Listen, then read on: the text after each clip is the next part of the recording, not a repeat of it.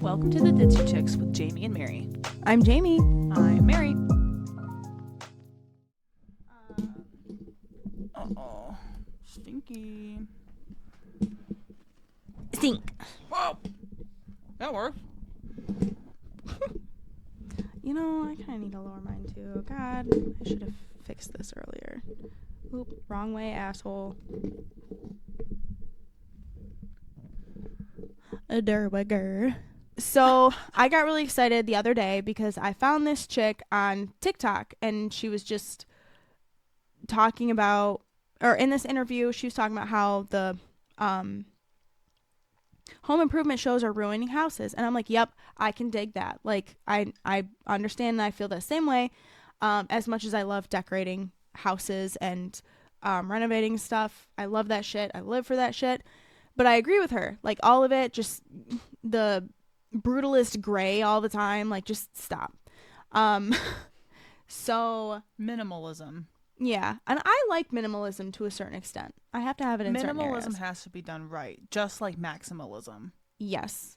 Otherwise, your maximalist style is dusty as fuck and making me not be able to breathe. Yeah, and then minimalism And I love is being a boring. maximalist. Yes. If it's not done right, it can be boring.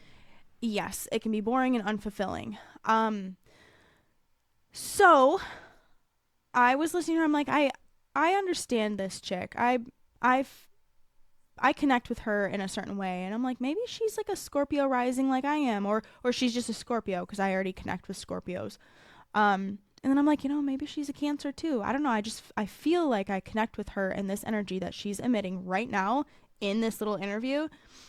She's got to be something very similar to me. And lo and behold, she said her birthday was July 1st, so she's a fucking Cancer like me. And I'm like, there we go. So I'm like listening to more of her interview, and she's talking to her best friend. And I realized it's like a book thing. Like they're talking about a book on this like talk show, not talk show, but it's just like them two on a stage talking. And then I find out that her name is Hillary Burton, who was on One Tree Hill. Oh. And then it's her best friend, Sophia Bush, which was also on One Tree Hill.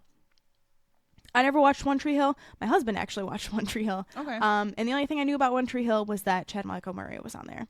And everyone in, 2003 fucking loved Chad Michael Murray. Oh, okay. Who she is now, and being in that interview, she's so much of everything that I want to be and that I'm striving to be. I'm like, I need to just listen to her. Like, what is she about? What's she going through? And I know people are kind of starting to talk about her a little more now.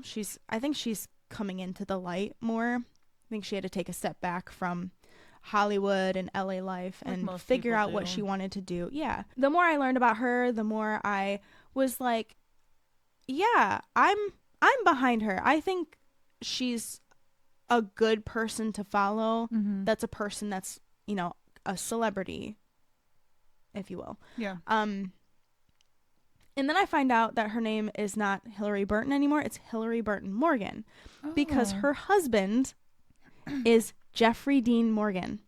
Oh. And if you know who Jeffrey Dean Morgan is, that would be Big Daddy John Winchester is her husband. Oh. Yeah. I was like, when you said that, I was like, that name sounds familiar. Yep. Who the fuck is that? That's her husband. Yeah, dude, that fucking guy. And I was like, oh my gosh. I love Supernatural. I didn't give a fuck about Walking Dead except for the episodes that he was in. Dude, listen, I know he's such a bad guy. He's one of the older celebrity men that I'm like, he could get it. I find him incredibly, and it sucks because it is like his more, and this is where I'm like, something's wrong with me, because the more aggressive a character is, and the more aggressive an actor comes off to be, the more attracted I am to that. I'm attracted to like people that are dominant. You know what I mean? Yeah. Not like in a weird way, but like, and I think it's because I am a dominant person. I need somebody, and like Dylan does it. He doesn't like to come off as dominant, but he's a dominant person. Yeah. And I'm attracted to assertion. People who are very assertive and know what they're doing. Mm-hmm. That's I find attraction in that as well. See, I think for me, it's just like it's the I need the balance. Like I myself. For me, I think it's the power. My Pluto Scorpio. Oh my god. So that's why you like Alex. Because he does have a lot of power. Yeah, like he doesn't. I mean, it's the way he carries himself and chooses to socialize. It's Capricorn. That's the Capricorn energy. Yeah, and also like that bit of Aries individualism. Yeah. Like that's when you can disconnect yourself from others enough to carry power with you. That's attractive to me specifically. Yeah. And yeah. Anyways, I feel like not Betty Lou Who. Whatever. Betty Lou Who? Yeah, from The Grinch. Is her first name Betty? The mom? Oh, it's the mom. Who's the one with the big Cindy? lips? The big lips. The big lips. The mayor's wife or whatever her name is. The fuck. She's Martha. Martha May Huvier. Is that her name? I just know Martha. Merry Christmas, Martha May. She's like telling that story and she's like, the muscles. And I'm like, the power. Again, talking about myself. Shut the fuck up about yourself, Mary. I just need to tape my mouth shut and write egotistical asshole on it. Would it be so funny if we started off the show that way and you see the video and you're literally zip tied and there's like duct tape over your mouth that says egotistical asshole. And you're just sitting here. Oh, welcome back to the Dizzy Chicks with Jaymie and Mary. I'm Jaymie, and that's Mary. That's the really asshole funny. Today. That would be really funny. And then it just like zooms in on your face, and you're like, yeah whatever. Yeah. Anyways, her husband.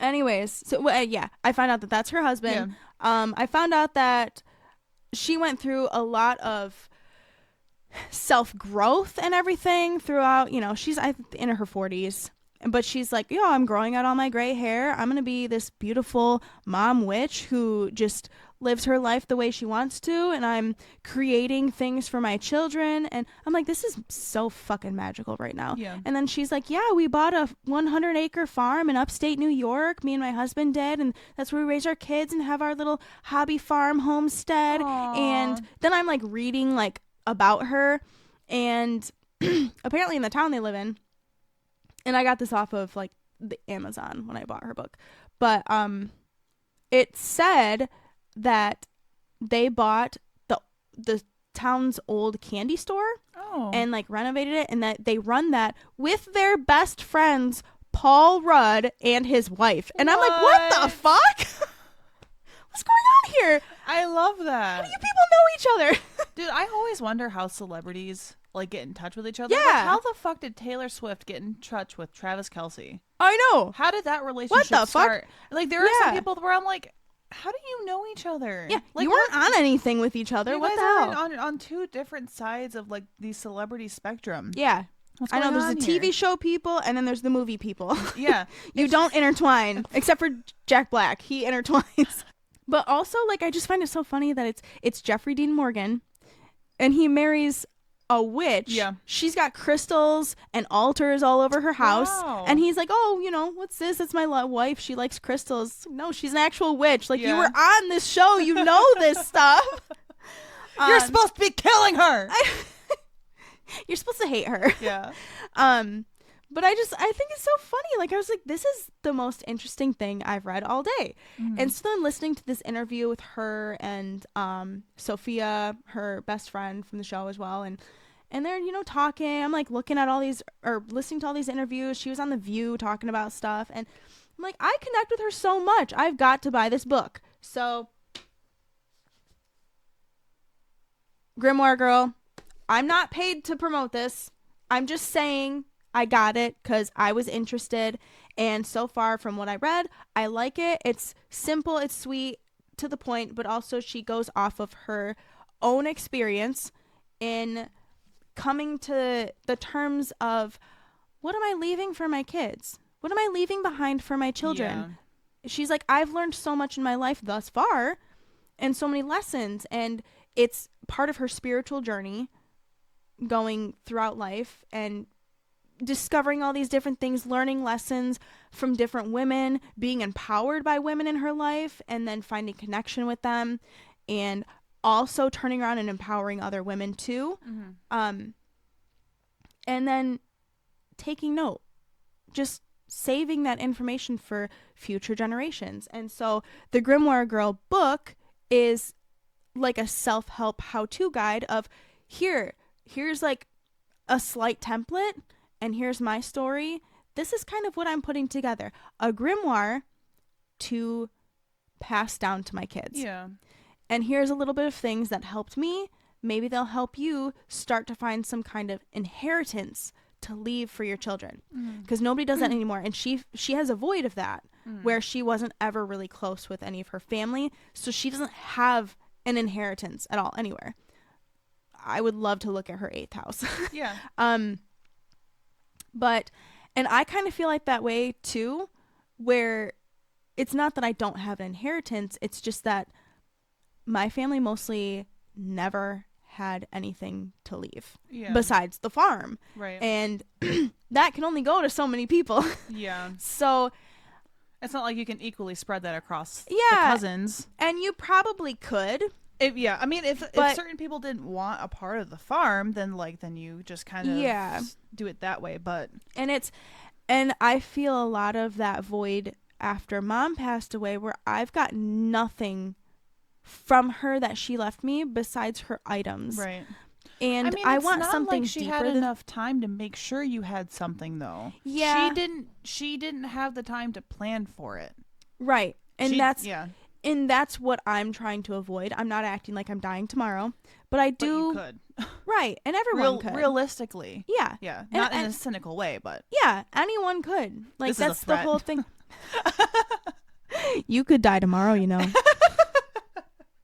Just think about that before you be a bitch to me. When you close your eyes at night, Jaymie, I want you to remember you could die tomorrow. You could not wake up. You know that. So, and being a 9th houser too, one of my things in life is knowledge.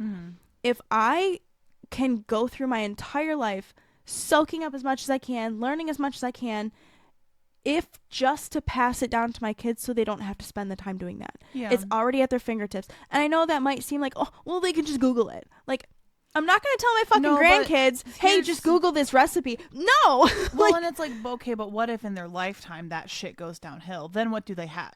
You can't. Right. If You need we something tangible. lose the world we're living in now, which is a very real possibility, how are we going to survive?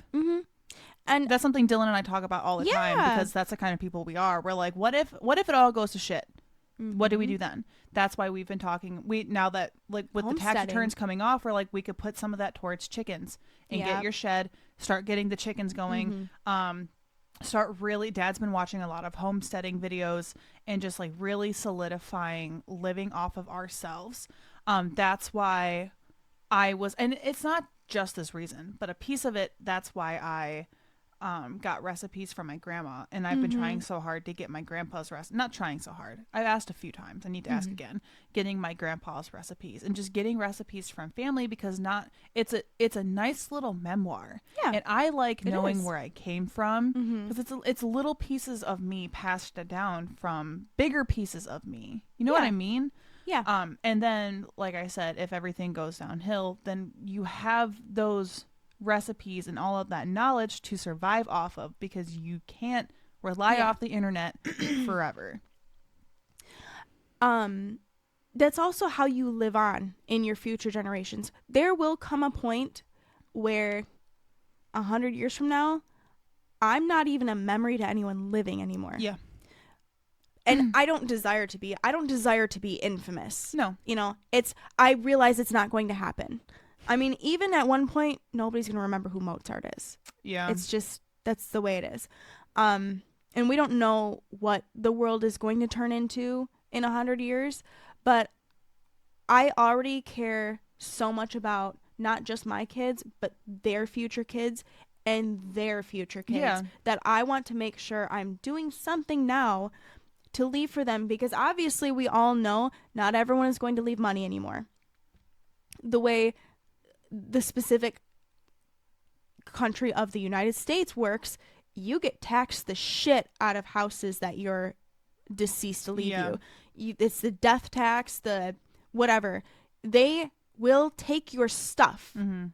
They cannot take your knowledge. Yeah. If you have the know-how and you have your ancestors there with their books of knowledge there to help you, you will never fail. You might lose your stuff, you might lose your house, but you will have the knowledge on how to gain it all back. And that has been the most like infamous bit of advice that I've ever read was anyone can take anything from you. They can take your arm, they can take your leg. They cannot take your knowledge. Yeah. And if you are smart enough, you will get through it because you'll know how to come back. Mm-hmm. You'll know how to get those things back. You'll know how to pick yourself back up. Yep. You'll know how to throw a punch back. Mm-hmm. Like, you will know how. And I want to make sure I leave that for my kids. And it's, it's so hard going through like the teenage experience too. And there's so many things I wish I knew then that I know now. Right. And I want to give my kids a leg up in their experience by already giving them my experience in words written down. And like I said, the void that I have with that, I remember it was at least 3 years before Mom passed away. I begged her to give me her recipes. Yeah. To write them down for me. Yeah. And she still didn't do it, for whatever reason is up to her. Wasn't important to her at the time. Of course, she wasn't planning on dying anytime soon. And then again, going back to her passing away right before I was able to stay home and actually learn how to can from her and can with her and do all the things like that with her. She knew how to knit and crochet and sew and make dolls. Like, she used to be so crafty. She was a kitchen witch. She knew how to do all this stuff. Yeah. And now I feel so terrible because almost all of it's lost. Yeah. I have to start over and learn myself. And I'm not upset at my mom for that. It's just the unfortunate way the circumstances You're grieving happen. it. Yeah. I'm grieving that potential experience that never got to happen. And I don't want my kids to go through that. I especially don't want my daughter to go through that. Yeah. So I want to make sure something is left. And that's what got me like so excited about this book. And just reading, she has so many words of wisdom in here. I haven't even really been able to get very far in it because I just got it yesterday. Okay. But so, I mean, there's so much in here. Like, it is packed, and I love the color of it. It's all like green. But there's just so many different like questions to ask yourself and tools. Thanks, that you Jaymie. might I need. needed another book for my collection. And she just, dedicated it to her husband and her kids. She talks about inheritance, the tools to start your own grimoire. I might share a few things from it here and there on the next couple episodes based on what I read. I'll link the Amazon listing below this episode if you're curious about it too. And you can there's an Audible for it as well. So, are you laughing that you're eating pretzels right now? I thought it looked funny. It does look funny. I was trying to ignore it and say what I was going. I'm unignorable. It's mainly a rising.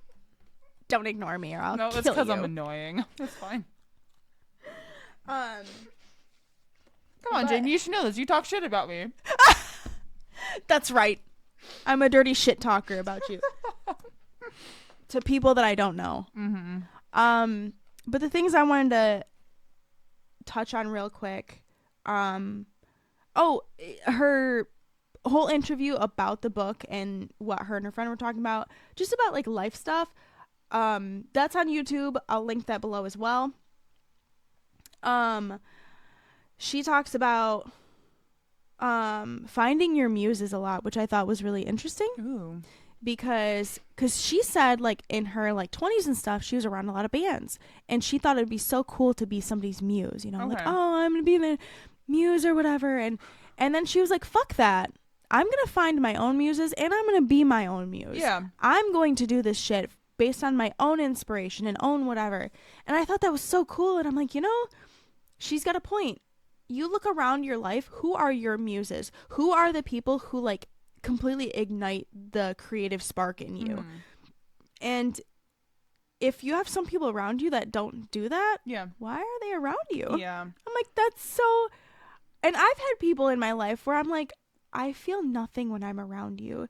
Like, I have no problems with you, but I feel nothing. And it's like... there's no fulfillment or anything. There's nothing. No so spark. It's like, I can love you, but from a distance. Because if... We don't have to have a connection. Yeah. So now I'm like, okay, I need to take inventory on who my muses are and who I am a muse for. Yeah. And make sure that I'm cultivating the connections with those people. That's what's more magical here. Oh, my favorite part about what they had talked about, though, was the whole, like, maiden mother crone thing with, moon phases and stuff. And as a woman, I think it's very important to... Because I think we're always told that if we're not in our maiden phase, that we're not desirable and we're not good enough. Think about what you want to look like in your crone phase. What do you want to give back to the world? What do you want to give back to your children? Explain what a crone phase is real quick for people that aren't familiar. Okay. Crone phase, there's 3 phases of the woman. Maiden, mother, crone. Your maiden phase, ideally, is your growing up phase. Yeah. We all love to be in our maiden phase because that's the fun one. That's, your husbands leave you when you're not a fun woman anymore. You're not the fun person I married. Everyone wants their maiden phase. But we need to learn to accept and grow on into our mother phase, which obviously is, that's when the moon is full. You're the mother. Your moon is full. Your womb is full because you are giving birth to children. You learn and grow, and then once you are experienced as a mother, you grow into your crone phase. And everyone detests the crone phase because that is the learned woman, that is the self-assured woman, that is the confident woman, and that is the woman that can't be manipulated or broken. And I think we all need to appreciate the crones in our lives more.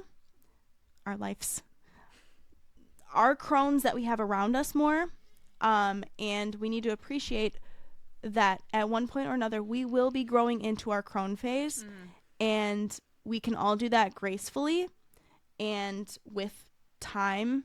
And I think it's just hard because while you're in this mother phase, you're grieving your maiden phase so much all the time. You're just thinking, I got to get back to my maiden phase. I got to get back to my maiden.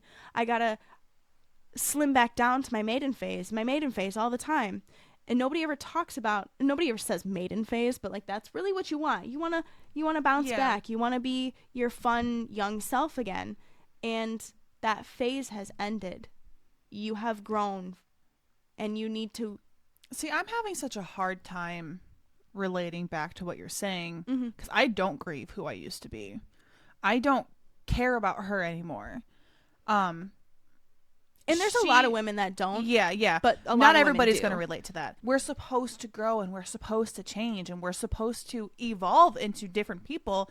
I guess, and it's also different for me because I recognize that I wasn't the best person in my maiden phase. Yeah. And I recognized that the direction I was going in my maiden phase wasn't where I was meant to be going. And truthfully, I don't know where I'm meant to be going now. None of us really do. We don't know until we're there and we're like, yeah, this is it.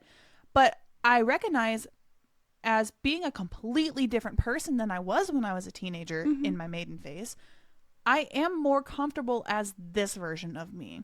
And I tell Dylan all the time that I feel content and happy with where we are, even though ideally where we are right now isn't ideal.